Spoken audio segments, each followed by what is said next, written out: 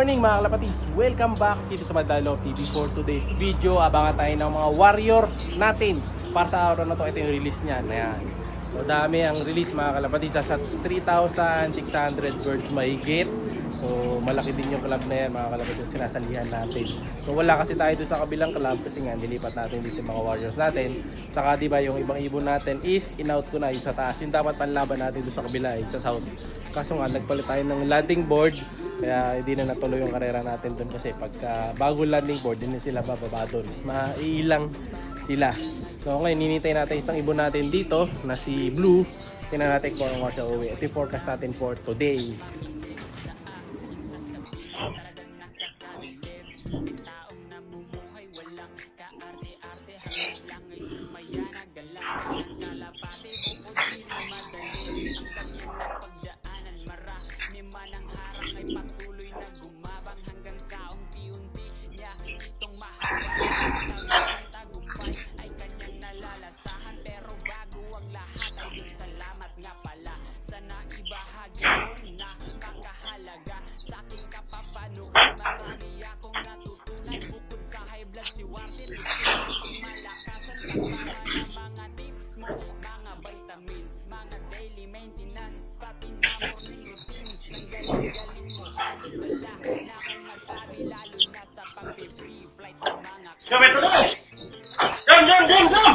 Ito na mga kalapatids yung hinihintay natin.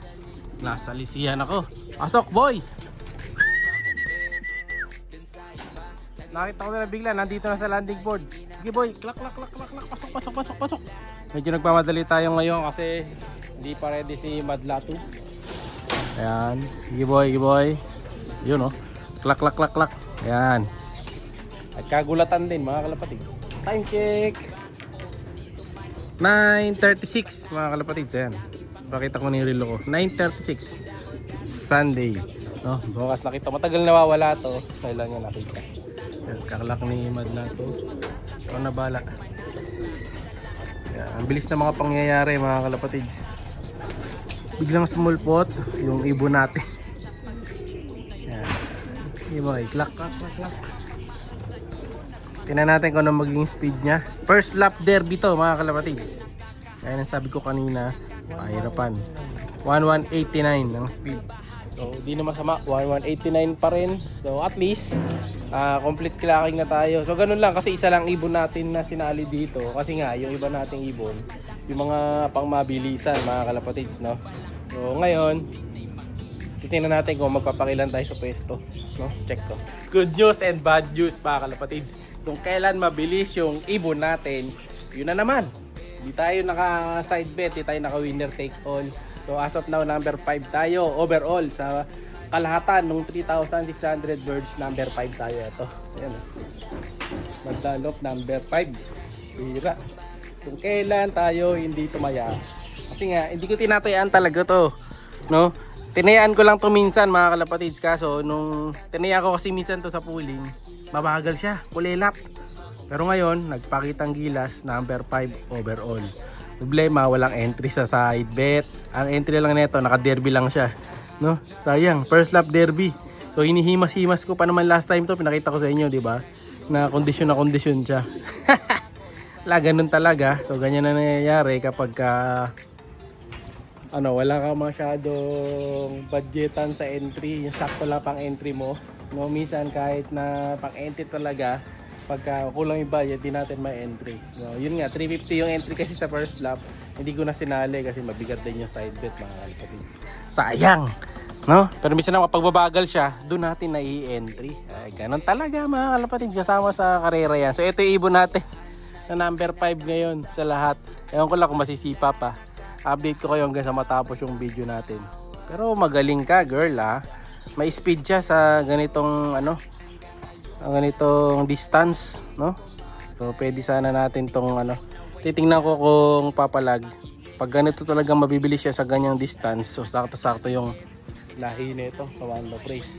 Kaso nga lang, yung nanay kasi nito hindi sa akin mga kalapat. Yung nanay nito is yung sa pinsang ko ay HTV Lock. Ayan. Shoutout kay San. Yung tatay nito sa akin, yung inbreed na Vandenbroek. Sayang. No? Pero ganun talaga. Check natin Yung kapalit na nag-isa sa area natin. Ano ako yung number 1 sa area natin Oh, ang ganun talaga. Number 5 overall. Bawi na tayo sa susunod. Update ko kayo mamaya. Siyempre pagdating ng bata natin, painumin kagad natin yan ng electrolytes. Ito yung gamit kong electrolytes dyan. Simple lang gamit natin mga kalapatid, yung mumurahin lang. Ayan Yan. Galing mo girl. Science. Ito yung mga moment na nanghihinayang tayo mga kalapatids. Ganon din ba kayo? Comment kayo kung ganon kayo. Ayan siya Ay, natapa-dapa pa. Pero malakas siya, hindi man hingal nang dumating Kaya nga ito yung dinerby ko mga kalapatids. Yung iba din ko dinerby kasi medyo na sila. Hingalin na yung iba. Saka pang latagan natin yung iba pang fundraise pooling. Siya talaga yung nasa ako sa derby. May palag sa derby to. Kaya sasagad natin. So, titingnan natin syempre kung ano yung mga mangyayari sa mga susunod na rank. As of now, check natin yung ranking. So, ayan yung rank mga kalapatids. So, number 1, Lubao. 2, Mexico. 3, Masantol. Malayo kasi distance sa atin ng mga yan mga kalapatids. Pero tayo, yun nga. Number 6, 181 kilometers. Number 6 tayo. Madlalop TV. No? So ayan. So ilan yung sumali boy? Check mo ulit. Ang total na sumaling kalapati dyan 3,900 pala. Kalahati pa lang yung nagkaklak mga kalapatids. Tapos tayo number 6 no? So di na masama. Bawang laon yun. Top 6 first lap. Ayos. Ito yung tatay nun mga kalapatids. Yung ibon natin na number 5 kanina sa ranking. Ito medyo naglugon pala siya. Ito yung inbreed natin na Vandenbroek. Ayan medyo lugon-lugon. Kapitin natin. Boy, ayan medyo lugon-lugon siya. Yun yung tatay, inbreed to na Vandenbroek mga kalapatids Nakaperso ring ko yan, isa lang ring yan. Kasi nga, siya, baga bred for stock bird. No? Tapos yung kapares niya is yung nanay ni Grisel Lawin. No? So yan yung magulang na naglalabas sa atin ng mga lap winners, yung dalawang pairing natin na to. No? May isa na silang anak na doon sa likod, yung Grisel. And then yung second na anak nila, yun. Isa lang. No?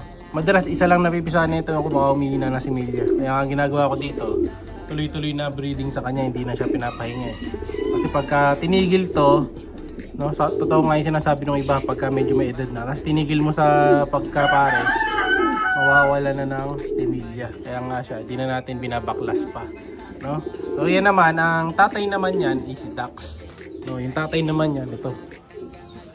Andito yung tatay niyan.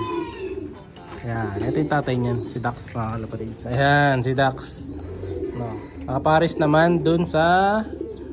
Ay, nanay pala ni Grisel. Ito pala yung nanay ni Grisel mga kalapatids. Baliktad. Bali yung hen kanina, lola pala ni Grisel Lawin yun. No? So, ibang pairing pala. Mas puro yung dugo nun. No?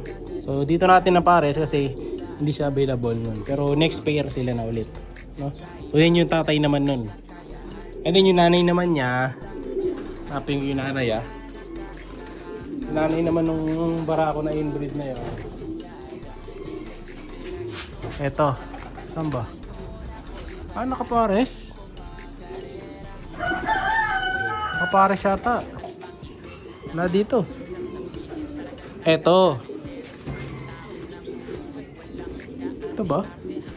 Hindi ka makakalapatids hanapin. Eto. Ito naman yung nanay niya. Ayan mga kalapatids. Ayan yung nanay naman niya. Ayan. Yung pangalan nito. Ano ito pangalan nito? AJ, DJ, CJ. Si Ninja. Si Ninja. Si Ninja to mga kalapatids. Yan yung nanay niya. No? So yun yung mga project natin na mabibilis. Ito si AJ naman to. Bali magkapatid to. Inbreed yung dalawang anak nila na yan. O, ayan, mga project speedbird natin. Kaya gusto ko talaga mabibilis Kaso minsan, hindi sila nagpapakita na speed agad. Medyo late lumabas yung speed. Tulad doon, sa malayo pa bumilis. No? Pero ito, painumin muna natin electrolytes. Check natin yung ranking kung hindi gumalaw. Kagaling na kinakilala, hindi mo ma-compare dun sa iba. Taglay niyang kakayahan ay kinakamisa.